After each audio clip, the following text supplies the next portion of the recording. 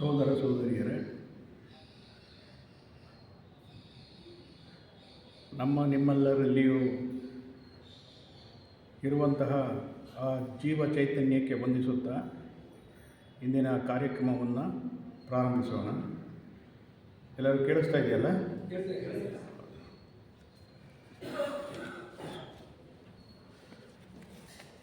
ಇವತ್ತಿನ ಯಾವ ವಿಷಯದ ಬಗ್ಗೆ ನಾವು ಪ್ರಸ್ತಾಪ ಮಾಡಿ ವಿಷಯವನ್ನು ತಿಳಿದುಕೊಳ್ಳಬೇಕು ಅಂತ ಇದ್ದೇವೆ ಅದರ ಬಗ್ಗೆ ಹೇಳಿದ್ದಾರೆ. ಸ್ವಯಂ ಸಾಕ್ಷಾತ್ಕಾರ. ಏನಿದು ಸ್ವಯಂ ಸಾಕ್ಷಾತ್ಕಾರ? ಇದರ ಹಿನ್ನೆಲೆ ಏನು?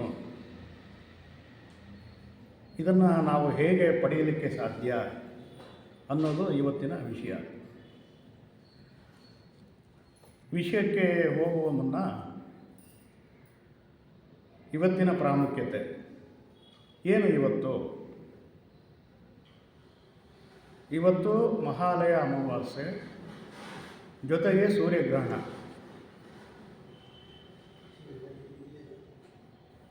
ಈ ಎರಡೂ ಇರೋದರಿಂದ ಇವತ್ತಿನ ದಿನ ಬಹಳ ಪ್ರಾಮುಖ್ಯತೆ. ಯಾವುದಕ್ಕೆ ಪ್ರಾಮುಖ್ಯತೆ? ಆಧ್ಯಾತ್ಮದಲ್ಲಿ ಅತೀಂದ್ರಿಯ ಶಕ್ತಿಯ ಸಂಪಾದನೆ, ಆ ಶಕ್ತಿಯನ್ನು ಮುಂದುವರಿಸಿಕೊಂಡು ಹೋಗೋ ರೀತಿ, ಇಂತಹುದು ಎಲ್ಲ ವಿಷಯಗಳನ್ನು ಈ ದಿನದಿಂದ ಇಂಥ ದಿನಗಳಲ್ಲಿ ನಾವು ಮಾಡಬೇಕಾಗುತ್ತೆ. ಆಧ್ಯಾತ್ಮ ಜೀವನದಲ್ಲಿ ಸಿದ್ಧಿ ಆಗಬೇಕಾದ್ರೆ ನಮಗೆ ನಾವು ಇಂತಹ ದಿನಗಳನ್ನು ಸರಿಯಾದ ರೀತಿಯಲ್ಲಿ ಉಪಯೋಗ ಮಾಡ್ಕೋಬೇಕಾಗುತ್ತೆ. ಈ ದಿನ ನಾವು ಏನೆಲ್ಲ ಮಾಡಬೇಕು? ಸಹಜವಾಗಿ ಆಧ್ಯಾತ್ಮ ಮಾರ್ಗದಲ್ಲಿರುವವರು ಇವತ್ತು ಸಾಧನೆ ಅಂದರೆ ಧ್ಯಾನ, ಜಪ, ತಪ ಇಂತಹ ವಿಷಯಗಳನ್ನು ಇಂತಹ ದಿನಗಳಲ್ಲಿ ಮಾಡಿದರೆ ಅದರ ಫಲ ಹೆಚ್ಚು ಸಿಗುವ ಸಾಧ್ಯತೆಗಳು ಇರ್ತವೆ. ಅದಕ್ಕೋಸ್ಕರ ಇನ್ನೂ ಕೆಲವರು ತಮ್ಮ ಮನೆಗಳಲ್ಲಿ ಅಮಾವಾಸ್ಯೆಯ ದಿನ ಹಿರಿಯರ ಪೂಜೆ ಅಥವಾ ತರ್ಪಣ ಬಿಡುವ ಕೆಲಸ ಇನ್ನೂ ಏನೇನೋ ಇರುತ್ತೆ. ಅದಕ್ಕೋಸ್ಕರ ಕೆಲವರು ಬರದೇ ಇರಬಹುದು. ಆದರೂ ತಾವೆಲ್ಲ ಬಂದಿರ್ತೀರ. ಥಿಯಾಸಫಿಯ ಮಾರ್ಗದಲ್ಲಿ ನಡೆಯುವ ನಾವು ಥಿಯಾಸಫಿಯ ಸಿದ್ಧಾಂತವನ್ನು ಅರಿತುಕೊಂಡು ನಡೆಯುವುದು ಬಹಳ ಒಳ್ಳೆಯದು ಅಂತ ನಾನು ತಿಳ್ಕೊಂಡಿದ್ದೀನಿ. ಏಕೆಂದರೆ ಥಿಯಾಸಫಿ ಅನ್ನೋದು ನಾವು ಹಿಂದೆ ನಮ್ಮ ಜೀವನದಲ್ಲಿ ಬಹಳಷ್ಟು ನೀತಿಗಳನ್ನು ಅಳವಡಿಸ್ಕೊಂಡಿದ್ದು. ಆದರೆ ಥಿಯಾಸಫಿ ಅನ್ನೋದಕ್ಕೆ ಬಂದ ನಂತರ ಅದನ್ನು ನಾವು ಅಲ್ಪ ಸ್ವಲ್ಪ ಬದಲಾವಣೆಗಳು ಮಾಡ್ಕೋಬೇಕಾಗುತ್ತೆ. ಯಾಕೆ ಅಂದರೆ ನಾವು ಥಿಯಾಸಫಿಯ ಸಿದ್ಧಾಂತವನ್ನು ಒಪ್ಪಿ ಆ ಮಾರ್ಗದಲ್ಲಿ ನಡೆಯುವಂತಹ ಥಿಯಾಸಫಿಸ್ಟ್ಗಳು. ಈ ಥಿಯಾಸಫಿ ಅನ್ನೋದು ಹೇಗೆ ಅಂದರೆ, ನೀವು ಪ್ರೈಮರಿ ಸ್ಕೂಲ್ ಓದ್ತೀರಾ, ಹೈಸ್ಕೂಲು, ಮಿಡ್ಲ್ ಸ್ಕೂಲ್ ಎಲ್ಲ ಓದ್ತೀರಾ. ಅಲ್ಲಿ ಏನಾಗುತ್ತೆ, ಅಲ್ಲಿನ ಕಲಿಸುವ ರೀತಿ, ಕಲಿಕೆ, ವಿಷಯ ಎಲ್ಲವೂ ಬದಲಾಗ್ತಾ ಹೋಗುತ್ತೆ. ಆ ಬದಲಾಗ್ತಾ ಹೋಗ್ತಾ ಏನಾಗುತ್ತೆ, ಈ ಹೈಯರ್ ಸ್ಟಡೀಸ್ ಅಂತ ಏನು ಹೇಳ್ತಾರೆ ಅದು ಬರುತ್ತೆ. ಆಗ ಪ್ರೈಮರಿ ಸ್ಕೂಲಿನ ವಿದ್ಯೆ ತಿಳುವಳಿಕೆಗೂ ಹೈಯರ್ ಅಥವಾ PhD ಮಾಡ್ತಾರೋ ಮಾಸ್ಟರ್ ಡಿಗ್ರಿ ಮಾಡ್ತಾರೋ ಅಲ್ಲಿಗೆ ವ್ಯತ್ಯಾಸ ಇರ್ತದೆ. ಹಾಗೆ ಥಿಯಾಸಫಿ ಅನ್ನೋದು higher study of religion. Theosophy ಅನ್ನೋದು ಉದ್ದೇಶ ಏನು ಅಂದರೆ, ಸತ್ಯ ಎಲ್ಲ ಧರ್ಮಕ್ಕಿಂತಲೂ ಮಿಗಿಲಾದುದು. ಆ ಸತ್ಯವನ್ನು ಅರಿಸಿ ವಿಶ್ವ ಭಾತೃತ್ವವನ್ನು ಬೆಳೆಸುವ ಉದ್ದೇಶದಿಂದ ಬಂದಂತಹ ಥಿಯಾಸಫಿ ನಮ್ಮ ಜೀವನವೂ ಅಷ್ಟೇ ಉತ್ತಮವಾಗಿರಬೇಕು, ನೀತಿಗಳು ಉತ್ತಮವಾಗಿರಬೇಕು ಅನ್ನೋದು ನನ್ನ ಉದ್ದೇಶ. ಈಗ ನಾವು ಸ್ವಯಂ ಸಾಕ್ಷಾತ್ಕಾರದ ವಿಷಯಕ್ಕೆ ಹೋಗೋಕ್ಕಿಂತ ಮೊದಲು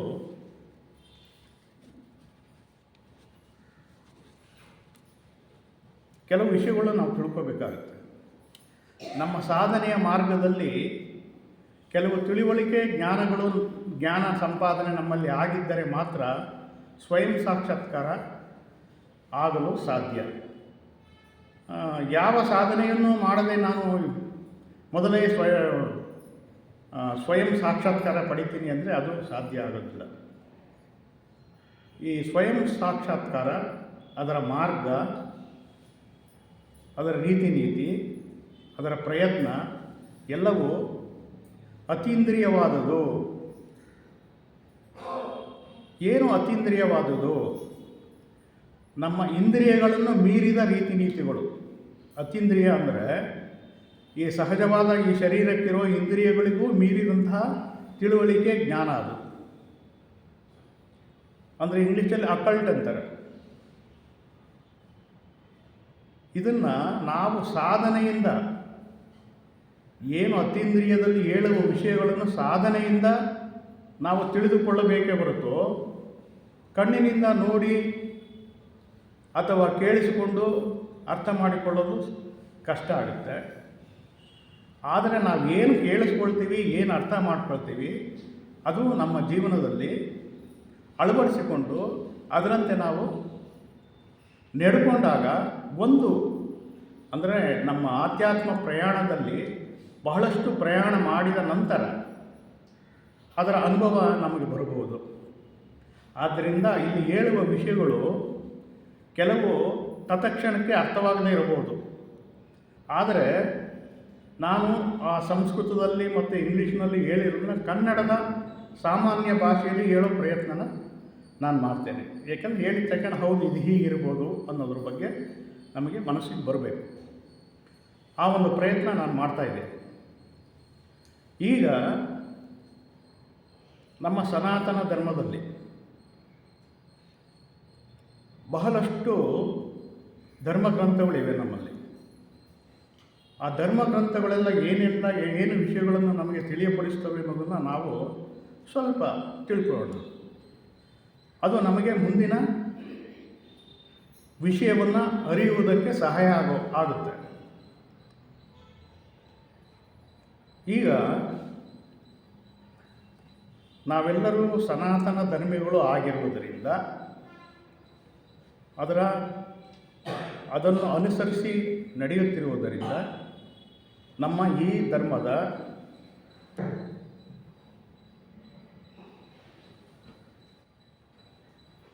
ಮಹಾನ್ ಗ್ರಂಥಗಳು ಯಾವುವು ಅನ್ನೋದು ನಿಮಗೆಲ್ಲ ಗೊತ್ತಿರಬೇಕು. ನಮ್ಮ ಸನಾತನ ಧರ್ಮದ ಮೂಲ ಗ್ರಂಥ ಯಾವುದು? ಯಾರಾದರೂ ಹೇಳ್ತೀರಾ?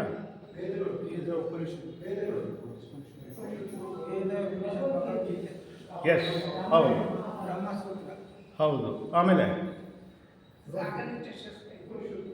ಆಮೇಲೆ ಆಮೇಲೆ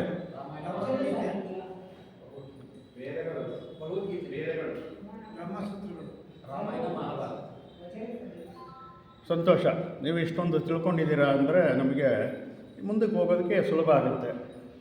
ಆದರೂ ನಾನು ಒಂದು ಬಾರಿ ಈ ಧರ್ಮಗ್ರಂಥಗಳು ಯಾವ್ಯಾವಿವೆ, ಒಂದೊಂದು ವಾಕ್ಯದಲ್ಲಿ ಇವು ಏನನ್ನು ಹೇಳ್ತವೆ ಅಂತ ಹೇಳ್ಕೊಂಡು ಹೋಗೋದಕ್ಕೆ ಪ್ರಯತ್ನ ಪಡ್ತೀನಿ. ಅದನ್ನು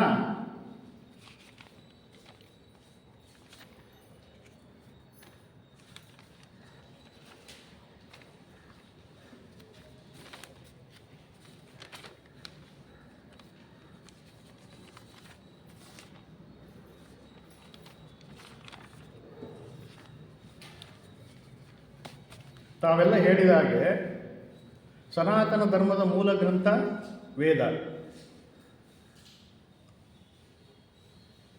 ವೇದಗಳಲ್ಲಿ ಎಷ್ಟಿವೆ? 4 ವೇದಗಳು. ಯಾರು ಬರೆದಿದ್ದಾರೆ, ಯಾವಾಗ ಬರೆದಿದ್ದಾರೆ ಅನ್ನೋದರ ಬಗ್ಗೆ ಸರಿಯಾದ ಅಂಕಿಅಂಶಗಳು ಸಿಗೋದಿಲ್ಲ. ಯಾಕೆಂದರೆ ಇದು ಪುರಾತನ, ಸನಾತನ, ಆದಿ ಅಂತ್ಯವಿಲ್ಲದ ವಿಷಯಗಳು. ಹೇಳಿ.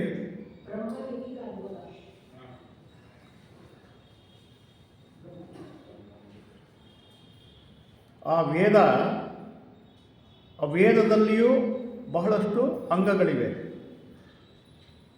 ಅದರಲ್ಲಿ ಋಗ್ವೇದ, ಯಜುರ್ವೇದ, ಸಾಮವೇದ, ಅಥರ್ವಣ ವೇದ. ಈ ವೇದಗಳಲ್ಲೂ ಒಂದು ವಿಷಯ ಹೇಳುತ್ತೆ, ವೇದ ಒಂದೇ ಇದ್ದಿದ್ದು ಅದ ನಂತರ ಕೆಲವು ಋಷಿಮುನಿಗಳು ಈ 4 ಭಾಗಗಳನ್ನಾಗಿ ವಿಂಗಡಿಸಿ ನಮಗೆ ಮುಂದಿಟ್ಟಿದ್ದಾರೆ. ಅದರಲ್ಲಿಯೂ ಕೆಲವು ವಿಷಯಗಳಿವೆ. ಬ್ರಾಹ್ಮಣ, ಅರಣ್ಯಕ, ಕರ್ಮಕಾಂಡ ಅಂತ. ಬ್ರಾಹ್ಮಣ ಅಂದರೆ ಸ್ತೋತ್ರಗಳು, ಅರಣ್ಯಕ ಅಂದರೆ ಅರಣ್ಯಕ ಅಂತ ಯಾಕೆ ಹೆಸರು ಬಂತಂದರೆ ಅರಣ್ಯದಲ್ಲಿ ಪಾಲನೆ ಮಾಡುವಂತಹ ಯಜ್ಞಗಳು ಮತ್ತು ಅದಕ್ಕೆ ಸಂಬಂಧಪಟ್ಟ ಕೆಲಸಗಳಿಗೆ ಕರ್ಮಕಾಂಡ ಅನ್ನೋದನ್ನು ಅದು ಹೇಳುತ್ತೆ. ನಾವು ಸ್ವಲ್ಪ ತಿಳ್ಕೊಂಡು ಹೋಗೋಣ, ಯಾಕೆಂದರೆ ನಮ್ಮ ಸಬ್ಜೆಕ್ಟ್ ಇನ್ನೂ ಮುಂದೆ ಇದೆ. ಇನ್ನು ಮುಂದೆ ಹೋದರೆ ನಮಗೆ ವೇದಾಂತ, ವೇದದ ಕೊನೆಯ ಭಾಗ ಯಾವುದು? ಉಪನಿಷತ್ತುಗಳು. ಉಪನಿಷತ್ತುಗಳು ಎಷ್ಟಿವೆ? 108 ಹೇಳ್ತಾರೆ, ಇನ್ನೂ ಹೆಚ್ಚಿವೆ ಅಂತಲೂ ಹೇಳ್ತಾರೆ. ಅದರಲ್ಲಿ ಪ್ರಾಮುಖ್ಯತೆ ಇರೋದು 9, 10 ಅಂತ ಹೇಳ್ತಾರೆ. ಇನ್ನೂ ಎಷ್ಟೋ ವಿಷಯಗಳು ಅಥವಾ ಗ್ರಂಥಗಳು ನಮಗೆ ಸಿಗದೆ ಅದರ ಬಗ್ಗೆ ತಿಳಿಯೋದಕ್ಕಾಗದೇ ಇರ್ಬೋದು. ಈ ಉಪನಿಷತ್ತುಗಳು ನಮಗೆ ವೇದದ ಸಾರವನ್ನು ಸೂಕ್ಷ್ಮವಾಗಿ ಹೇಳುವ ಕೆಲಸ ಮಾಡ್ತವೆ. ಅದ ನಂತರ ಇನ್ನೂ ಬೇರೆ ಏನೇನಿವೆ ಅಂತ ಹೇಳೋದಕ್ಕೆ ಅಂತ ನೋಡ್ತಾ ಹೋಗೋಣ.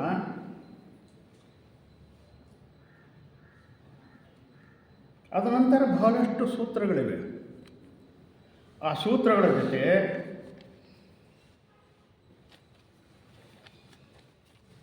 ಸೃಷ್ಟಿಯ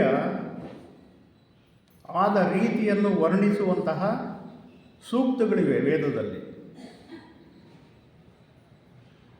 ಅದರಲ್ಲಿ ಯಾವ್ಯಾವ ಪ್ರಮುಖವಾದವು ಮತ್ತು ಏನನ್ನು ಹೇಳ್ತೇವೆ ಅನ್ನೋದು ಸೂಕ್ಷ್ಮವಾಗಿ ಅರ್ಥ ಮಾಡ್ಕೊಳ್ಳೋಣ.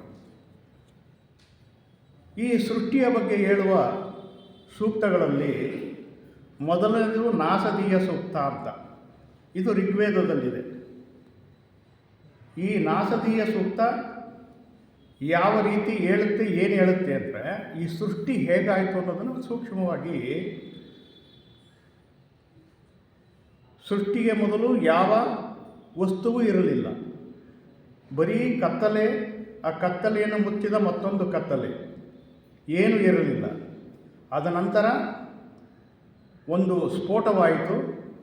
ಆ ಸ್ಫೋಟ ಎಲ್ಲ ದಿಕ್ಕಿನಲ್ಲೂ ಹಂಚಿಕೊಂಡು ಹೋಗ್ತಾ ಆ ಬೆಂಕಿಯ ಉಂಡೆಗಳೇ ಈ ನಕ್ಷತ್ರಗಳು ಮತ್ತು ಈ ಭೂಮಿ, ಎಲ್ಲ ನಕ್ಷತ್ರಗಳು ಸುತ್ತುತ್ತಿರುವಂತಹ ಗ್ರಹಗತಿಗಳು ಉಂಟಾದವು ಅಂತ ನಾಸದೀಯ ಸೂಕ್ತ ಹೇಳುತ್ತೆ.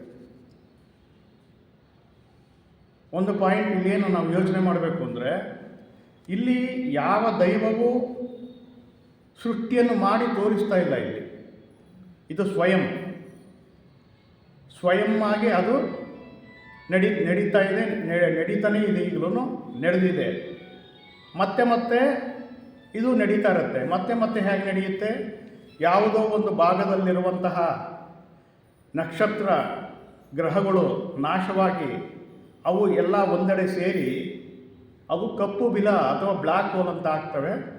ಅವೆಲ್ಲ ಮತ್ತೆ ಸೇರಿ ಮತ್ತೆ ಸ್ಫೋಟ ಉಂಟಾಗಿ ಮತ್ತೆ ಸೃಷ್ಟಿಯಾಗುತ್ತೆ. ಇದು ನಾಸದೀಯ ಸೂಕ್ತದಲ್ಲಿ ಹೇಳುವುದು. ಅದೇ ರೀತಿ ಈಗ ನಾವು ಪ್ರಾರ್ಥನೆ ಮಾಡಿದಂತಹ ಪುರುಷ ಸೂಕ್ತ, ಅದು ಸೃಷ್ಟಿಯ ಮೂಲವನ್ನೇ ಹೇಳುತ್ತೆ, ಸೃಷ್ಟಿಯ ರೀತಿಯನ್ನೇ ಹೇಳುತ್ತೆ. ಆದರೆ ಪುರುಷ ಸೂಕ್ತದಲ್ಲಿ ಹೇಳುವಂತಹ ರೀತಿ ಬೇರೆಯದಾಗಿದೆ. ಇಲ್ಲಿ ದೈವಕ್ಕೆ ಸಹಸ್ರ ಶೀರ್ಷಗಳಿವೆ. ಅಂದರೆ ದೈವವನ್ನು ಅಥವಾ ಸೃಷ್ಟಿಯ ಶಕ್ತಿಯನ್ನು ಒಂದು ಮನುಷ್ಯನ ರೂಪದಲ್ಲಿ ತೋರಿಸುವ ಒಂದು ಕೆಲಸ ಆಗಿದೆ. ಇಲ್ಲಿ ಸರಿ ತಪ್ಪುಗಳು ಮುಖ್ಯ ಅಲ್ಲ, ಸೃಷ್ಟಿ ಯಾವ ರೀತಿ ಆಯಿತು ಅಂತ ಹೇಳೋದು ಮುಖ್ಯ. ಆದ್ದರಿಂದ ಪುರುಷ ಸೂಕ್ತದಲ್ಲಿ ಮಹಾವಿಷ್ಣುವಿನ ಉದ್ಗಾರ, ಅವರ ಮಹಾನ್ ಶಕ್ತಿಯನ್ನು ತೋರಿಸುವ ರೀತಿಯಲ್ಲಿ ಸೃಷ್ಟಿಯಾಗಿದೆ ಅಂತ ಹೇಳುತ್ತೆ. ಅದೇ ರೀತಿ ಹಿರಣ್ಯಗರ್ಭ ಸೂಕ್ತ ಅನ್ನೋದು ಒಂದಿದೆ. ಈ ಹಿರಣ್ಯಗರ್ಭ ಸೂಕ್ತ ಅನ್ನೋದು ಕೂಡ ಈ ಸೃಷ್ಟಿಯನ್ನೇ ತಿಳಿಸುವ ಒಂದು ಸೂಕ್ತ. ಇದು ಅಷ್ಟೇ, ಇದು ಹಿರಣ್ಯಗರ್ಭ ಸೂಕ್ತದಲ್ಲಿಯೂ ವಿಷ್ಣುವಿನ ರೂಪವನ್ನೇ ಹೇಳುವ ಒಂದು ರೀತಿ. ಹಾಗೆ ವಿಶ್ವಕರ್ಮ ಸೂಕ್ತ ಅನ್ನೋದು ಇದೆ. ಯಾರು ಈ ವಿಶ್ವಕರ್ಮ? ವಿಶ್ವವನ್ನು ಸೃಷ್ಟಿ ಮಾಡಿದ ದೇವತೆಗಳಲ್ಲಿ ಒಬ್ಬ ದೇವರಾದಂತಹ ವಿಶ್ವಕರ್ಮ ಈ ಕ್ರಿಯೇಷನ್ಗೆ ಕಾರಣ ಅನ್ನೋ ರೀತಿಯಲ್ಲಿ ಹೇಳುವಂತಹ ವಿಶ್ವಕರ್ಮ ಸೂಕ್ತ ಅನ್ನೋದು ಒಂದಿದೆ. ಜೊತೆಗೆ ಯಜ್ಞ ಸೂಕ್ತ, ಇನ್ನೂ ಈ ರೀತಿ ಸೂಕ್ತಗಳಿವೆ. ಬೇರೆ ಬೇರೆ ರೀತಿಯಲ್ಲಿ ಈ ಸೂಕ್ತಗಳನ್ನು ಹೇಳಿದೆ ವೇದಗಳಲ್ಲಿ.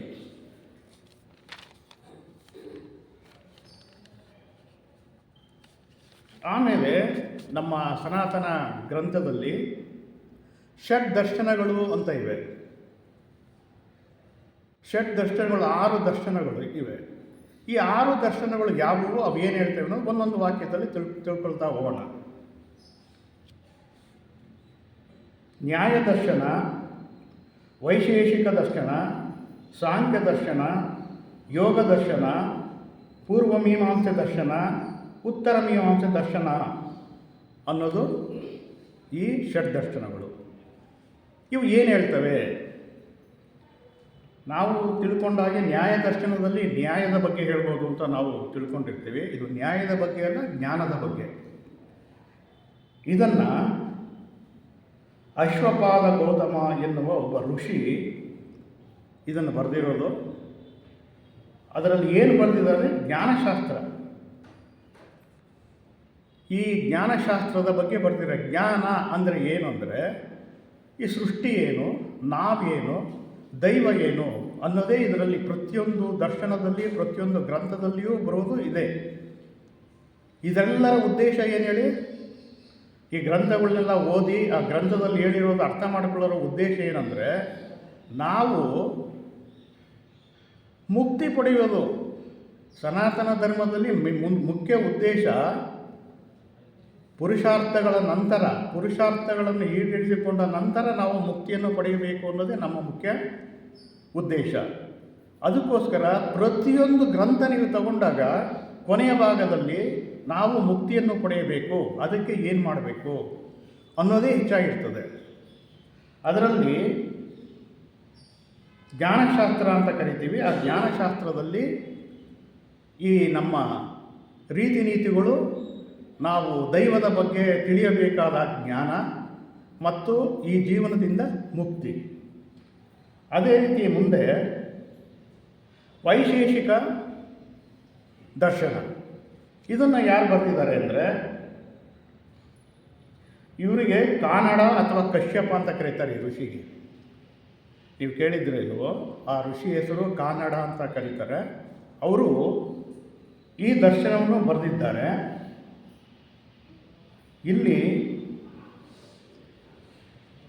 ಬಹಳ ಮುಖ್ಯವಾದ ವಿಷಯ ವೈಜ್ಞಾನಿಕವಾಗಿದೆ ಇದು.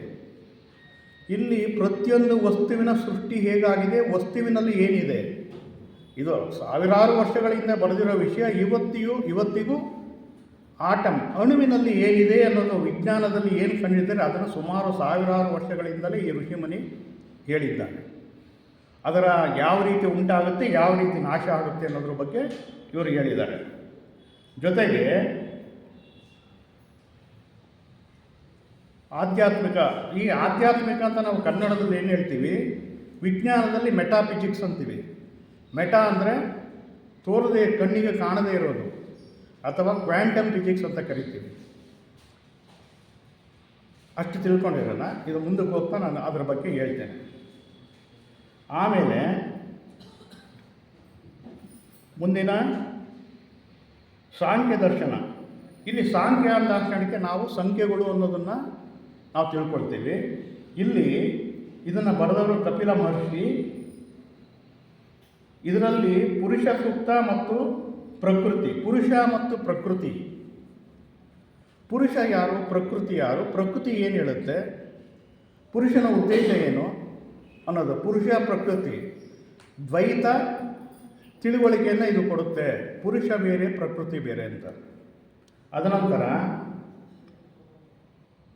ಯೋಗ ದರ್ಶನ. ಯೋಗ ದರ್ಶನದಲ್ಲಿ ಪತಂಜಲಿಯವರು ತಮ್ಮ ಏನೆಲ್ಲ ವಿಷಯಗಳನ್ನು ಅಲ್ಲಿ ಹೇಳಿದ್ದಾರೆ ಅಂದರೆ ನಿಮಗೆ ಗೊತ್ತಿರೋದೇ, ಆದರೂ ನಾನು ಒಂದೊಂದು ಪದಗಳಲ್ಲಿ ಹೇಳ್ತಾ ಹೋಗ್ತೇನೆ. ಯೋಗ ದರ್ಶನದಲ್ಲಿ ಅಷ್ಟಾಂಗ ಯೋಗ ಅಂತ ಹೇಳ್ತೀವಿ. ಅದರಲ್ಲಿ ಏನೇನಿದೆ ಅಂದರೆ ಯಮ, ನಿಯಮ, ಆಸನ, ಪ್ರಾಣಾಯಾಮ, ಪ್ರತ್ಯಾಹಾರ, ಧಾರಣ, ಧ್ಯಾನ, ಸಮಾಧಿ. ಇದು ನಮಗೆ ಎಲ್ಲರಿಗೂ ಗೊತ್ತಿರೋ ವಿಷಯ ಇದು. ಆದರೆ ಇದು ಏನು ಹೇಳುತ್ತೆ ನಮ್ಮನ್ನು ಅನ್ನೋದು, ನಮಗೆ ಇದನ್ನು ಏನು ಹೇಳುತ್ತೆ. ಯಮ ಅಂದರೆ ಏನು? ಯಮ ಅಂದರೆ ನಮ್ಗೆ ಗೊತ್ತಿರೋ ಒಬ್ಬನೇ ಯಮ, ಆ ಯಮ ಅಲ್ಲ. ಇದು ಯಮ ಅಂದರೆ ನಾವು ಹೀಗೆ ಬದುಕಬೇಕು. ಎಥಿಕ್ಸ್ ಅಂದರೆ ಕೆಲವು ಸಿದ್ಧಾಂತಗಳನ್ನು ನಾವು ಜೀವನದಲ್ಲಿ ಏನನ್ನು ಅಳವಡಿಸ್ಕೊಂಡಿರ್ತೀವಿ ಅದನ್ನು ನಾವು ನಡೆಸ್ಕೊಂಡು ಹೋಗಬೇಕು ಜೀವನದಲ್ಲಿ, ಅದು ಯಮ. ಇನ್ನೊಂದು ನಿಯಮ. ಇಲ್ಲಿ ನಿಯಮ ಅಂದರೆ ಇಂಗ್ಲೀಷಲ್ಲಿ ಡಿಸಿಪ್ಲೈನ್ ಅಂತ, ಶಿಸ್ತು ಅಂತ. ಶಿಸ್ತಿನ ಜೀವನವನ್ನು ನಡೆಸಬೇಕು. ಈ ಯೋಗ ದರ್ಶನ ಮುಂದಿನ ನಮ್ಮ ವಿಷಯಕ್ಕೆ ಅನುಕೂಲವಾಗುತ್ತೆ. ಅದಕ್ಕೋಸ್ಕರ ಅದನ್ನು ಬಿಡಿಸಿ ಹೇಳೋದಕ್ಕೆ ನಾನು ಪ್ರಯತ್ನ ಪಟ್ಟಿದ್ದೀನಿ. ಆಸನ, ಯೋಗಾಸನಗಳು ತಮಗೆಲ್ಲ ಗೊತ್ತಿದೆ. ಪ್ರಾಣಾಯಾಮವು ನಮಗೆಲ್ಲ ಗೊತ್ತಿದೆ. ಇಲ್ಲಿ ಧಾರಣ ಅನ್ನೋದು ತಾಳ್ಮೆ, ಪೇಷನ್ಸ್.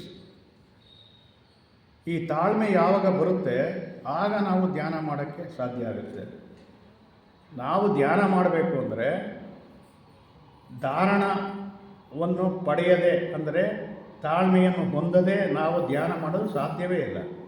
ಯಾರ ಮೇಲೆ ಕೋಪನೋ ಜಗಳನೋ ಮಾಡ್ಕೊಂಡು ನಾನು ಧ್ಯಾನ ಮಾಡ್ತೀನಿ ಅಂದರೆ ಖಂಡಿತ ಸಾಧ್ಯ ಇಲ್ಲ. ನಾವು ಸಹಜವಾಗಿದ್ದು ಧ್ಯಾನ ಮಾಡೋದಕ್ಕೆ ಹೋದಾಗಲೇ ಮನಸ್ಸು ಎಲ್ಲೆಲ್ಲೋ ಓಡಿ ಇಡೀ ಪ್ರಪಂಚನ ಸುತ್ಕೊಂಡು ಬರುತ್ತೆ. ಅಂಥದ್ರಲ್ಲಿ ಮನಸ್ಸು ಕ್ರೋಧಕ್ಕೊಳಗಾದಾಗ ಯಾವ ಧ್ಯಾನವನ್ನು ಮಾಡಲು ಸಾಧ್ಯ ಆಗಿಲ್ಲ. ಆದ್ದರಿಂದ ಧಾರಣ ಬಹಳ ಮುಖ್ಯ. ಅದನಂತರ ಧ್ಯಾನ.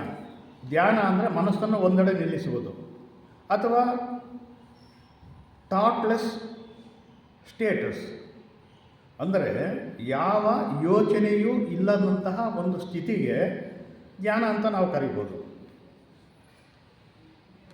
ಅದ ನಂತರ ಉಂಟಾಗುವುದು ಸಮಾಧಿ. ಸಮಾಧಿ ಅಂದರೆ ಏನು? ಸಮಾಧಿ ಸ್ಥಿತಿಗೆ ಹೋದಂಥ ಮನುಷ್ಯ, ಧ್ಯಾನದ ಮುಖಾಂತರ ಸಮಾಧಿ ಸ್ಥಿತಿಗೆ ಹೋದಂಥ ಮನುಷ್ಯ ತನ್ನ ಶರೀರವನ್ನು ತಾನೇ ಮರ್ತಿರ್ತಾನೆ. ತನ್ನ ಶರೀರವನ್ನು ಮರೆತು ಮತ್ತೆ ಎಲ್ಲಿರುತ್ತೆ? Is mingling with the divine. ಆ ದೈವತ್ವದೊಡನೆ ಸೇರ್ತಾ ಇರುತ್ತೆ. ಅದು ಸಮಾಧಿ. ನಮಗೆ ತಿಳಿದಿರೋ ಹಾಗೆ ಸಮಾಧಿ ಅಂದರೆ ಅದು ಒಬ್ಬ ವ್ಯಕ್ತಿಗೆ ಕಟ್ಟಿಸಿದ ಒಂದು ಫಿಸಿಕಲ್ ಗೋರಿ ಅಂತ ತಿಳ್ಕೊಂಬಿಟ್ಟಿರ್ತೀವಿ ಸಮಾಧಿಯನ್ನು. ಅದು ಹಾಗೆ ಬೆಳ್ಕೊಂಡು ಬಂದ್ಬಿಟ್ಟಿದೆ. ಆದರೆ ಸಮಾಧಿ ಅಂದರೆ ರೀಚಿಂಗ್ ಟು ದ ಡಿವೈನ್, ದೈವತ್ವದೆಡೆಗೆ ಹೋಗಿ ಸೇರುವುದು ಸಮಾಧಿ. ಹೀಗೆ ಅದರ ನಂತರ ಪೂರ್ವಮೀಮಾಂಸೆ ಯಾರು ಬರೆದಿದ್ದಾರೆ ಅಂದರೆ ಮಹರ್ಷಿ ಜೈಮಿನಿ.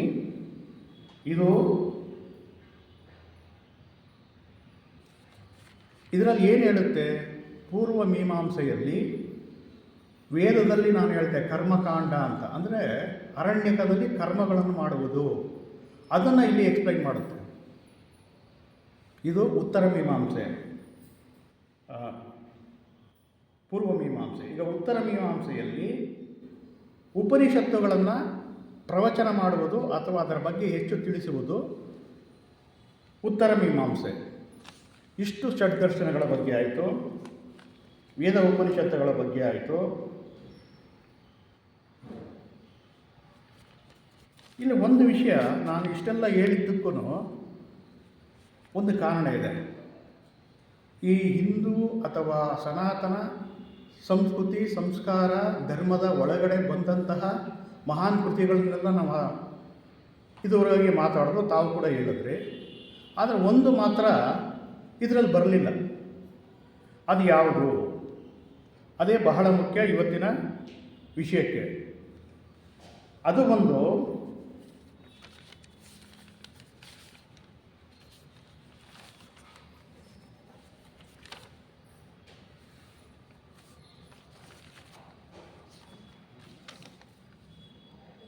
ಕಾಶ್ಮೀರ ಶೈವಿಸಮ್ ಅಂತ. ಇಷ್ಟೊಂದು ಕೃತಿಗಳು ನಮ್ಮಲ್ಲಿ ಇದ್ರೂ ಇದೊಂದು ಕೃತಿ ಬಹಳಷ್ಟು ಪ್ರಾಮುಖ್ಯತೆಯನ್ನು ಹೊಂದಿದೆ. ಆದರೂ ನಾವು ಅದನ್ನು ಈ ಮೇನ್ ಸ್ಟ್ರೀಮಲ್ಲಿ ಉಪಯೋಗಿಸ್ತಾ ಇಲ್ಲ. ಅಂದರೆ ವೇದ ಉಪನಿಷತ್ತುಗಳು ಅನ್ನೋದು ಬಹಳ ಬೇಗ ಬರ್ತದೆ, ಅಥವಾ ದರ್ಶನಗಳು ಮತ್ತೊಂದು ಇನ್ನೊಂದು ಬರ್ತದೆ.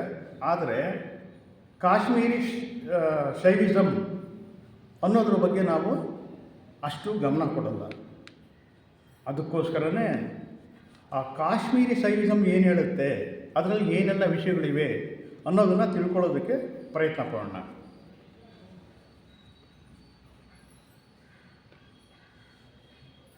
ಇಲ್ಲಿ ಬಹಳ ಮುಖ್ಯವಾಗಿ 3 ಗ್ರಂಥಗಳನ್ನ ಅವರು ಹೇಳ್ತಾರೆ.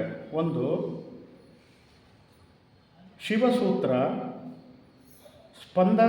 ಸ್ಪಂದಕಾರಿಕ ಆ್ಯಂಡ್ ಪ್ರತ್ಯಾಭಿಜ್ಞ ಹೃದಯಂ. ಈ 3 ಗ್ರಂಥಗಳ ಬಗ್ಗೆ ಕಾಶ್ಮೀರಿ ಶೈವಿಸಮ್ ಹೆಚ್ಚು ಹೇಳುತ್ತೆ.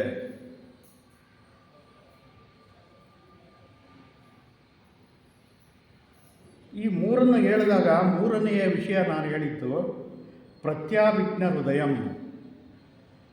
ಈ ಪ್ರತ್ಯಾಭಿಜ್ಞ ಹೃದಯಮ್ಮೇ ಇವತ್ತಿನ ಮುಖ್ಯ ವಿಷಯ. ಏನು ಹೇಳಿದೆ ಇದರಲ್ಲಿ ಅನ್ನೋದು ಇಷ್ಟೊಂದು ಪೀಠಿಕೆ ಆಗಿದ್ದು. ಪ್ರತ್ಯಾಭಿಜ್ಞ ಹೃದಯಂ ಏಕೆ ಇಷ್ಟು ಇದನ್ನು ತಿರಸ್ಕಾರ ಅಂತೂ ಮಾಡಿಲ್ಲ, ಆದರೆ ಅದನ್ನು ಹೆಚ್ಚು ಪ್ರಾಮುಖ್ಯತೆ ಕೊಟ್ಟಿಲ್ಲ ನಾವು. ಇದು ಸೃಷ್ಟಿ ಆತ್ಮ ಪರಮಾತ್ಮನ ವಿಷಯದ ಬಗ್ಗೆ ಸುಮಾರು 20 ಸೂಕ್ತಗಳಿದೆ ಇದರಲ್ಲಿ. ಅದು ಸಂಸ್ಕೃತದಲ್ಲಿದೆ. ಆ 20 ಸಂಸ್ಕೃತದಲ್ಲಿರುವ ಸೂಕ್ತಗಳನ್ನು ಐಕೆ ತೈಮಿನಿಯವರು ಈ ಪುಸ್ತಕದಲ್ಲಿ ಇಂಗ್ಲೀಷಲ್ಲಿ ಬರೆದಿದ್ದಾರೆ. ಇದೇ ಸ್ವಯಂ ಸಾಕ್ಷಾತ್ಕಾರದ ರಹಸ್ಯಗಳು ಅನ್ನೋದು ಇವತ್ತಿನ ಮುಖ್ಯ ವಿಷಯ. ಇದನ್ನು ಬರೆದಂತಹ ಐಕೆ ತೈಮಿನಿಯವರು ಇದನ್ನು ಬರೆಯೋದಕ್ಕೋಸ್ಕರ ಯೋಗ ಸೂತ್ರವನ್ನು ಉಪಯೋಗಿಸ್ಕೊಂಡಿದ್ದಾರೆ. ಯೋಗ ಸೂತ್ರ ಅಂದರೆ ಯೋಗ ಸೂತ್ರದಲ್ಲಿ ಬರುವ ಕೆಲವು ವಿಷಯಗಳನ್ನು ಇಲ್ಲಿ ತಂದು ಆ ಸೂಕ್ತಗಳನ್ನು ವರ್ಣನೆ ಮಾಡೋದಕ್ಕೆ ಪ್ರಯತ್ನ ಪಟ್ಟಿದ್ದಾರೆ.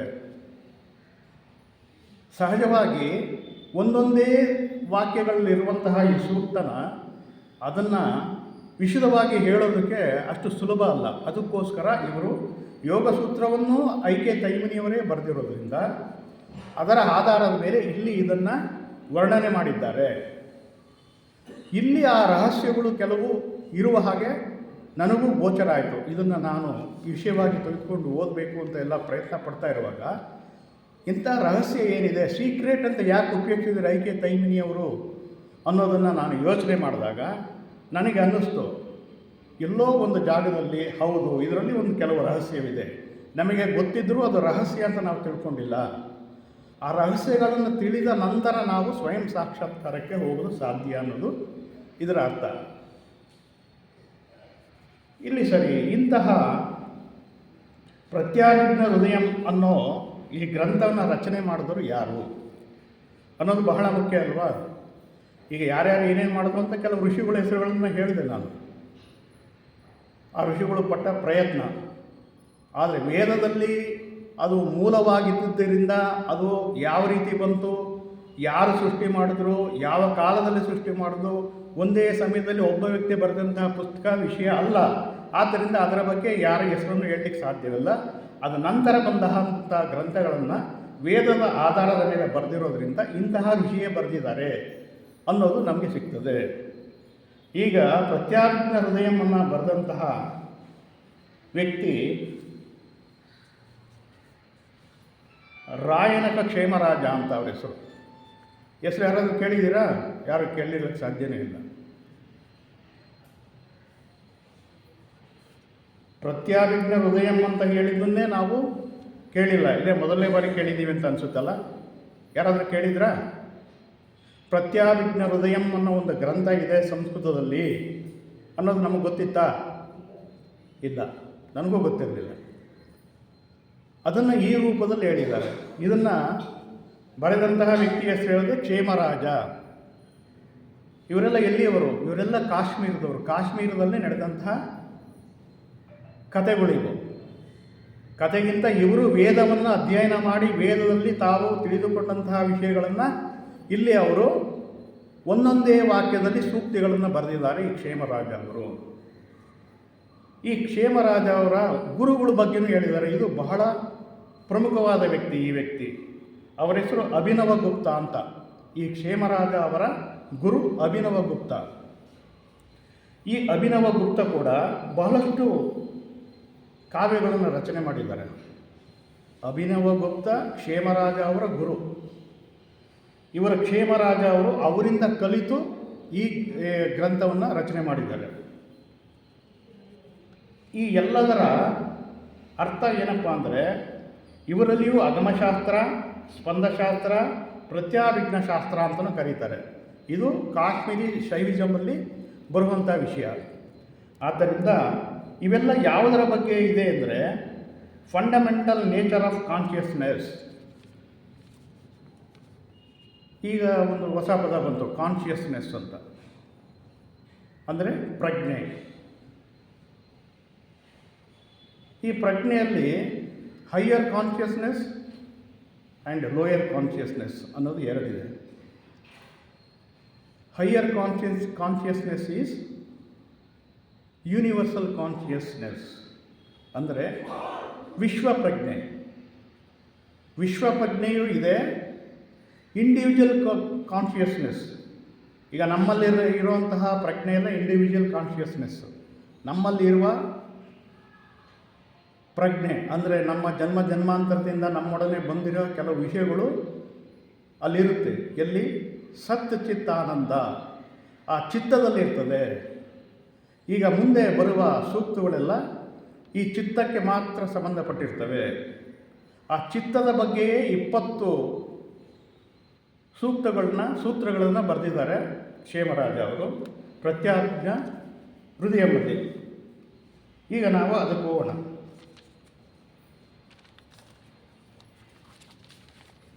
ಇಲ್ಲಿ 20 ಸೂತ್ರಗಳು ಬರೆದಿದ್ದಾರೆ ಅಂತ ನಾವು ಹೇಳಿದ್ರು. ಇನ್ನು ಉಳಿದಿರೋ ನಿಮಿಷದಲ್ಲಿ ನಾವು 20 ಹೇಳೋಕ್ಕಾಗುತ್ತಾ? ಇಲ್ಲ. ಎಷ್ಟಾಗುತ್ತೋ ಅಷ್ಟನ್ನು ನಾನು ಹೇಳಲಿಕ್ಕೆ ಪ್ರಯತ್ನ ಪಡ್ತೀನಿ. ಮುಖ್ಯವಾದವು ಮೊದಲನೇ 3. ಅದ ನಂತರ ಬೇಕಾದರೆ ಉಳಿದವನ್ನು ನಾವು ಮತ್ತೊಂದು ದಿನ ಬೇಕಾದರೆ ತಗೊಳ್ಳೋಣ. ಈಗ ಮೊದಲನೆಯದು,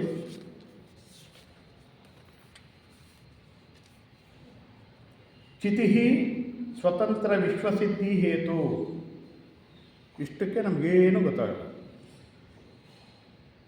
ಚಿತಿ ಸ್ವತಂತ್ರ ವಿಶ್ವಸಿದ್ಧಿ ಹೇತು.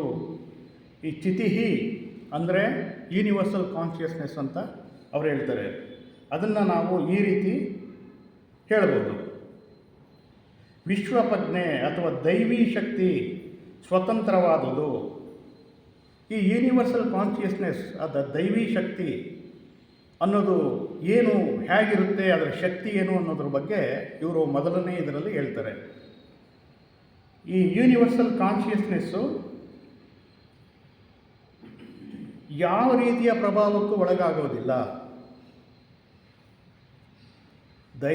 ದೈವಿ ಶಕ್ತಿ ಅಥವಾ ಡಿವೈನ್ ಅಂತ ನಾವು ಏನು ಹೇಳ್ತೀವಿ, ಇದರ ಮೇಲೆ ಯಾವ ವಸ್ತು, ಯಾವ ಮತ್ತೊಂದು ಶಕ್ತಿಯು ಪ್ರಭಾವವನ್ನು ಬೀರಲು ಸಾಧ್ಯವಿಲ್ಲ. ಇದು ಸ್ವತಂತ್ರ. ಇದು ಸ್ವತಂತ್ರವಾಗಿ ವರ್ತಿಸುತ್ತೆ. ಇದು ಸ್ವತಂತ್ರವಾಗಿ ವರ್ತಿಸುವುದರಿಂದ ಇದರೊಳಗೆ ಏನಾಗುತ್ತೆ ಏನಾಗಲ್ಲ ಅನ್ನೋದು ಅರ್ಥ ಮಾಡಿಕೊಳ್ಳುವ ಶಕ್ತಿ ನಮಗಿನ್ನೂ ಬೆಳೆದಿಲ್ಲ. ನಾವು ಸ್ವಯಂ ಸಾಕ್ಷಾತ್ಕಾರದವರೆಗೂ ಹೋದಾಗ ಮಾತ್ರ ಈ ಒಂದು ಶಕ್ತಿ, ಈ divine power or universal consciousness ಏನೆಲ್ಲ ಕರೀಲಿ, ಇವೆಲ್ಲ ಒಂದೇ ದೈವಿ ಶಕ್ತಿ. ಇದನ್ನು ಅರ್ಥ ಮಾಡ್ಕೊಳ್ಬೇಕಾದ್ರೆ ಇದರ ಒಳಗಡೆ ಏನಾಗುತ್ತೆ, ಯಾಕೆ ಅರ್ಥ ಮಾಡ್ಕೊಳ್ಳೋಕ್ಕಾಗಲ್ಲ ಅಂದರೆ, ಈಗ ಪ್ರಪಂಚದಲ್ಲಿ ಬಹಳಷ್ಟು ವಿಷಯಗಳು ಏನೇನೋ ನಡೀತಾ ಇದೆ, ಒಳ್ಳೆಯದು ಕೆಟ್ಟದ್ದು ಎಲ್ಲವೂ ನಡೀತಾ ಇದೆ. ಇದು ಯಾಕೆ ಈ ರೀತಿ ಆಗ್ತದೆ ಅಂದರೆ ನಾವು ಹೇಳಲಿಕ್ಕೆ ಸಾಧ್ಯನಾ? ಸಾಧ್ಯ ಇಲ್ಲ. ನಾವು ಇಷ್ಟೊಂದು ಹೇಳ್ಬೋದು. ಏನು ಹೇಳ್ಬೋದು? ಇದು ದೈವೇಚ್ಛೆ. ಆ ದೈವೇಚ್ಛೆ ಏನು ಅನ್ನೋದು ನಮಗೆ ಗೊತ್ತಿಲ್ಲ.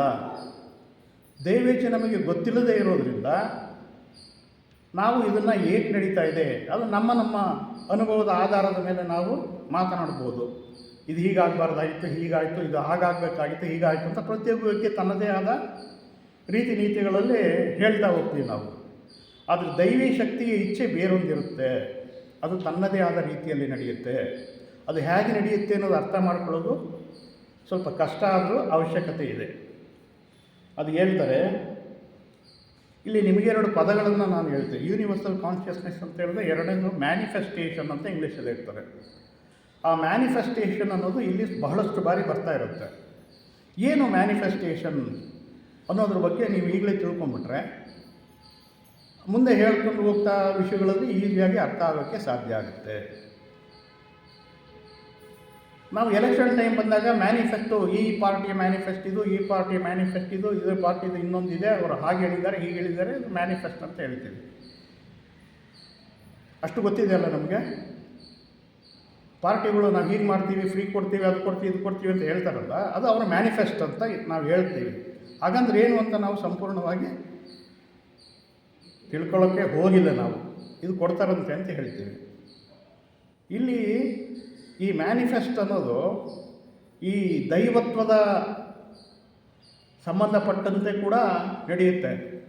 ಅಂದರೆ ಈ ರೀತಿಯಲ್ಲ, ಅದು ಬೇರೆ ರೀತಿಯಲ್ಲಿ. ಏನು ಮ್ಯಾನಿಫೆಸ್ಟ್ ಅಂದರೆ ಅಭಿವ್ಯಕ್ತವಾಗುವುದು. ದೈವೇಚ್ಛೆ ಅಭಿವ್ಯಕ್ತವಾಗುವುದು ಅಂದರೆ ಅದು ಹೊರಗಡೆ ಬಂದು ನಮಗೆ ಕಾಣಿಸ್ಕೊಳ್ಳೋದು. ಅಥವಾ ಇನ್ನೊಂದು ಅದರ ಅರ್ಥ ಇದೆ. ಏನದು ಅರ್ಥ ಅಂದರೆ, ನಮಗೆ ಯಾವುದೋ ಒಂದು ಇಚ್ಛೆ ಅಥವಾ ಆಸೆ ಅಥವಾ ಏನೋ ಒಂದು ವಾಕ್ಯ, ಏನೋ ಒಂದು ಮಾತನ್ನು ನಾವು ಹೇಳ್ತೀವಿ, ಅದನ್ನು ಜೀವನದಲ್ಲಿ ಅಳವಡಿಸಿಕೊಳ್ಳೋದಷ್ಟೇ ಅಲ್ಲ, ಅದನ್ನು ಸಾಧಿಸಿ ತೋರಿಸುವುದು. To bring our desires into reality. ನಮ್ಮ ಆಸೆ ಆಕಾಂಕ್ಷೆಗಳನ್ನು ಸತ್ಯವಾಗಿಸುವುದು, ನಿಜವಾಗಿಸುವುದು, ಅದನ್ನು ಮ್ಯಾನಿಫೆಸ್ಟೇಷನ್ ಅಂತ ಕರೀತಾರೆ. ಆ ಮ್ಯಾನಿಫೆಸ್ಟೇಷನ್ ಅನ್ನೋದು ಆ ದೈವತ್ವದಲ್ಲಿ, ಇಲ್ಲಿ ಯೂನಿವರ್ಸಲ್ ರಿಪೀಟ್ ಮಾಡ್ತಾ ಇದ್ದೀನಿ ನಾನು, ಯೂನಿವರ್ಸಲ್ ಕಾನ್ಷಿಯಸ್ನೆಸ್ ಅಂತ ಹೇಳಿದ್ದೀನಿ, ಮತ್ತು ಡಿವೈನ್ ಪವರ್ ಅಂತ ಹೇಳಿದ್ದೀನಿ, ಮತ್ತು ಇನ್ನು ಬೇರೆ ಬೇರೆ ರೀತಿಯಲ್ಲಿ ಸತ್ಯಕ್ಕಿಂತ ಮಿಗಿಲಾದ ಧರ್ಮ ಇಲ್ಲ ಅಂತ ಹೇಳ್ತೀವಿ. ಸತ್ಯ ಎಲ್ಲದಕ್ಕಿಂತ ಮೀರಿದ್ದು. ಆ ಸತ್ಯ ಕೂಡ ಯೂನಿವರ್ಸಲ್ ಕಾನ್ಷಿಯಸ್ ಅಂತಲೂ ಕರಿಬೋದು. ಇದು ಹೇಗೆ ಕೆಲಸ ಮಾಡ್ತದೆ, ಅದಕ್ಕೂ ತನ್ನದೇ ಆದ ಮ್ಯಾನಿಫೆಸ್ಟೇಷನ್ ಇರ್ತದೆ. ಅದು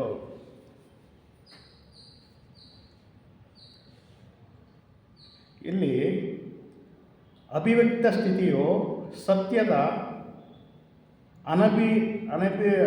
ಇಲ್ಲಿ ಅಭಿವ್ಯಕ್ತವಾಗದಂತಹ ಸ್ಥಿತಿ ಕೂಡ ಇರುತ್ತದೆ. ಈ ಯೂನಿವರ್ಸಲ್ ಕಾನ್ಷಿಯಸ್ನೆಸ್ನಲ್ಲಿ 2 ಭಾಗ ಇರುತ್ತೆ. ಮ್ಯಾನಿಫೆಸ್ಟೇಟೆಡ್, ಅನ್ಮ್ಯಾನಿಫೆಸ್ಟೇಟೆಡ್ ಅಂತ. ಅಭಿವ್ಯಕ್ತವಾಗಲಾರದಂತಹ ವಿಷಯ ಕೂಡ ಅಲ್ಲಿ ಇರುತ್ತೆ.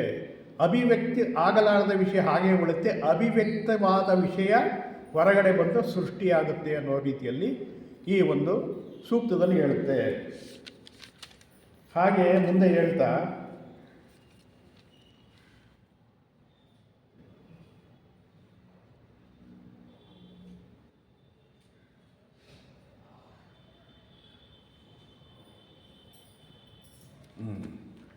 ಇಲ್ಲಿ ಆತ್ಮ ಮತ್ತು ಪರಮಾತ್ಮನ ಸಂಬಂಧ ಉಂಟಾಗೋದು ಹೀಗೆ.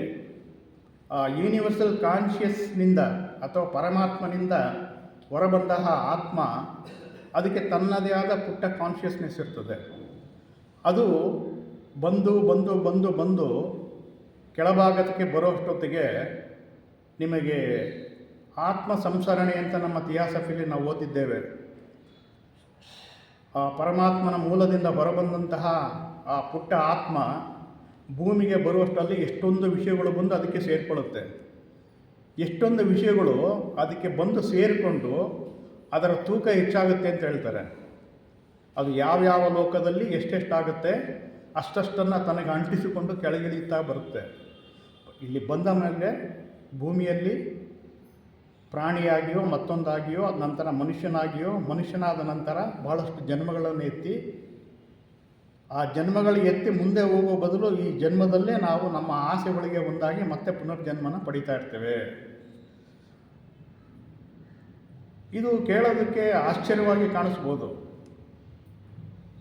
ಯೌವನದಲ್ಲಿ ಇಂಥ ವಿಷಯಗಳನ್ನು ಹೇಳಿದ್ರೆ ಯಾರಿಗೂ ತಲೆಗೂ ಹೋಗೋದಿಲ್ಲ, ಅವರು ಬದುಕೋದು ಗೊತ್ತಿಲ್ಲ ಇವ್ರಿಗೆ ಅಂತ ಹೇಳ್ಬಿಡ್ತಾರೆ.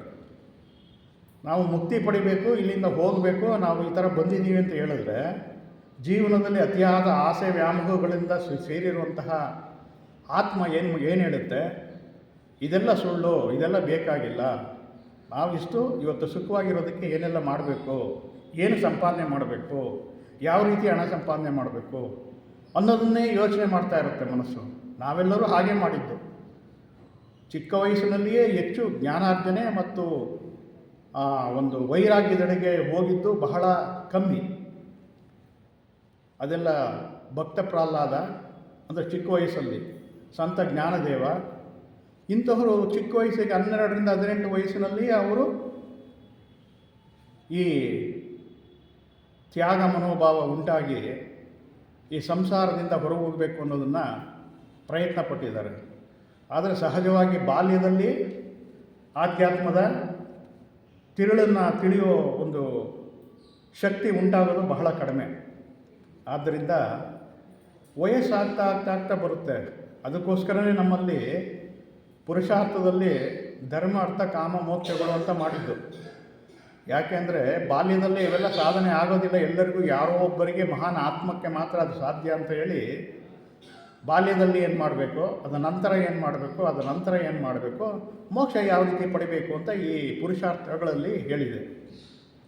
ಆದ್ದರಿಂದ ಈ ಸೂಕ್ತದಲ್ಲಿ ಈ ಯೂನಿವರ್ಸಲ್ ಕಾನ್ಷಿಯಸ್ನೆಸ್ ಅನ್ನೋದು ಹೇಗೆ ಕೆಲಸ ಮಾಡುತ್ತೆ, ಆ ಯೂನಿವರ್ಸಲ್ ಕಾನ್ಷಿಯಸ್ನೆಸ್ ಅನ್ನೋದು ಎಲ್ಲಿದೆ ಅನ್ನೋದನ್ನು ಮುಂದೆ ಹೇಳ್ತಾ ಹೋಗ್ತೀವಿ. ಈಗ ಸಮಯ ಅಷ್ಟಾಗಿ ಇಲ್ಲ. ಮತ್ತೊಂದು ದಿನ ಮುಂದಿನ ಸೂಕ್ತಿಗಳನ್ನು ಹೇಳೋದಕ್ಕೆ ಪ್ರಯತ್ನ ಪಡ್ತೀನಿ ನಾನು. ಇದು ತುಂಬ ಆಳವಾದ ವಿಷಯ, ಬಹಳ ಕಷ್ಟಪಟ್ಟು ಅಧ್ಯಯನ ಮಾಡಿ ಆ ವಿಷಯನ ಹೊರಗೆ ತರಬೇಕಾಗುತ್ತೆ. ಈಗ ಇಲ್ಲಿ ಇನ್ನೂ ಒಂದು ವಿಷಯ ಹೇಳುತ್ತೆ, ಅದೊಂದನ್ನು ಮಾತ್ರ ಹೇಳೋದಕ್ಕೆ ಇಷ್ಟಪಡ್ತೀನಿ. ಈ ಒಂದು ಸೂತ್ರದಲ್ಲಿ ಒಂದು ವಿಷಯ ಏನು ಹೇಳುತ್ತೆ ಅಂದರೆ, ನಾವು ನೋಡುವ ವಸ್ತು, ಪ್ರಪಂಚ ಅಥವಾ ವಿಶ್ವ, ನಾನು ನೋಡುವ ವಿಶ್ವವೇ ಬೇರೆ, ನೀನು ನೋಡುವ ವಿಶ್ವವೇ ಬೇರೆ, ಮತ್ತೊಬ್ಬರು ನೋಡುವ ವಿಶ್ವವೇ ಬೇರೆ ಅಂತ ಇಲ್ಲಿ ಒಂದು ಸೂತ್ರ ಹೇಳುತ್ತೆ. ನೀವು ಒಪ್ತೀರಾ? ಇಲ್ಲ ಅಲ್ವಾ? ಎಲ್ಲರೂ ನೋಡೋದು ಒಂದೇ ಅಲ್ವಾ? ಥಿಯಾಸಫಿಕಲ್ ಸೊಸೈಟಿ, ಗೇಟು, ಮರ, ಗಿಡ ಇದು ಅಂತ. ಆದರೆ ಅದು ಹಾಗಲ್ಲ. ನಾನು ಹಾಗೆ ತಿಳ್ಕೊಂಡಿದ್ದೆ. ಈ ಸೂತ್ರ ಓದಿದ ಮೇಲೆ ಸ್ವಲ್ಪ ಯೋಚನೆ ಮಾಡಿದ ಮೇಲೆ ನನಗನ್ನಿಸ್ತು, ನಾವು ನೋಡುವ ರೀತಿಯೇ ಬೇರೆ, ಬೇರೊಬ್ಬರು ನೋಡುವ ರೀತಿಯೇ ಬೇರೆ. ಅದಕ್ಕೆ ಕಾರಣ ಅವರ ಮಾನಸಿಕ ಸ್ಥಿತಿ, ಅವರ ಬೆಳೆದ ಮನಸ್ಸು, ಅವರ ತಿಳುವಳಿಕೆ, ಅವರ ಜ್ಞಾನದ ಆಧಾರದ ಮೇಲೆ ನೋಡುವ ವಸ್ತುಗಳನ್ನು ಅವರು ಅರ್ಥ ಮಾಡ್ಕೊಳ್ತಾರೆ. ಇಲ್ಲಿ ರೂಮ್ ಒಳಗಡೆ ಬಂದಾಗ ಯಾರೋ ಒಬ್ಬರು ಇಲ್ಲಿ ಏನೇನು ಫೋಟೋಗಳಿದೆ ಅಂತ ನೋಡ್ತಾ ಇದ್ರೆ ಅವ್ರಿಗೆ ಫೋಟೋ ಮಾತ್ರ ಕಾಣಿಸುತ್ತೆ. ಅದು ಬೇರೆಯವರು ಗೋಡೆನೋ ಅಥವಾ ಗಡಿಯಾರ ನೋಡ್ತಾ ಇದ್ರೆ ಅವ್ರಿಗೆ ಗೋಡೆ ಗಡಿಯಾರ ಕಾಣಿಸುತ್ತೆ. ಮತ್ತೊಬ್ಬರು ಫ್ಯಾನ್ ನೋಡ್ತಾ ಇದ್ದರೆ ಅವ್ರಿಗೆ ಫ್ಯಾನ್ ಕಾಣಿಸುತ್ತೆ. ಹಾಗೆ ಈ ವಿಶ್ವ, ನಾವು ವಿಶ್ವವನ್ನು ಪೂರ್ತಿ ನೋಡುವಷ್ಟು ಶಕ್ತಿ ನಮಗಿಲ್ಲ. ಅಂದರೆ ನಾವು ನೋಡ್ತಾ ಇರೋ ಈ ಪ್ರಕೃತಿ ಹೇಗಿದೆ ಅಂದರೆ, ನಾವು ನೆನೆಸಿದಂತೆ ಬೇರೆಯವರಿಗೆ ಕಾಣಿಸುವುದಿಲ್ಲ. ಇದನ್ನು ನಾವು ಸ್ವಲ್ಪ ನೀವು ಯೋಚನೆ ಮಾಡಿ ನೋಡಿ, ಇದು ಸತ್ಯನಾ ಅಂತ. ನಾನು ಮೊದಲು ಇದೇನು ಈ ಥರ ಹೇಳ್ತಾ ಇದೆಯಲ್ಲ, ಇಂಥ ಮಹಾನ್ ಗ್ರಂಥದಲ್ಲಿ ಇಂಥ ವಿಷಯ ಹೇಳಿದಾರಲ್ಲ ಅಂತ ಭಾಳ ಯೋಚನೆ ಮಾಡಿದೆ. ಒಂದು ದಿನ ಯೋಚನೆ ಮಾಡಿದೆ. ಆಗ ನನಗನ್ನಿಸ್ತು, ಪ್ರತಿಯೊಂದು ವಸ್ತುವು ತನ್ನ ಸ್ಥಾನದಿಂದ ಬದಲಾದಾಗ ತನ್ನ ರೀತಿ ನೀತಿಯನ್ನು ತನ್ನ ಏನು ಪ್ರೊಜೆಕ್ಷನ್ ಮಾಡುತ್ತೆ, ಹೊರಗಡೆ ತೋರಿಸುತ್ತೆ, ಅದು ಬೇರೆ ರೀತಿ ಆಗುತ್ತೆ. ಮಳೆ ಬಂದು ಸುರಿದಾಗ ಮರದ ರೀತಿ ಬೇರೆ ಇರ್ತದೆ, ಬಿಸಿಲು ಹೆಚ್ಚಾದಾಗ ಅದು ಬೇರೆ ರೀತಿ ಕಾಣಿಸುತ್ತೆ, ಅದರ ಪ್ರೊಜೆಕ್ಷನ್ ಆ ರೀತಿ ಇರುತ್ತೆ. ಅದು ವಸ್ತುವಿನದಾಯಿತು. ನೋಡುವ ಕಣ್ಣು ಅಥವಾ ಲೋಯರ್ ಕಾನ್ಷಿಯಸ್ನೆಸ್ಸು ಅದು ಅಷ್ಟೇ. ಯಾವ ವಸ್ತುವನ್ನು ನೋಡುತ್ತೋ, ನೀವು ಮರದ ಎಲೆಗಳನ್ನು ನೋಡಿದಾಗ ನಿನಗೆ ಎಲೆ ಕಾಣಿಸುತ್ತೆ, ಬೇರೊಬ್ಬ ಕಾಂಡ ನೋಡ್ಬೋದು, ಬುಡ ನೋಡ್ಬೋದು, ಅವರಿಗೆ ಬುಡ ಕಾಣಿಸುತ್ತೆ. ಆದ್ದರಿಂದ ಇದು ಸತ್ಯ. ಅಂತಹ ಒಂದು ವಾಕ್ಯನ ಇದರಲ್ಲಿ ಹಾಕಿದ್ದಾರೆ.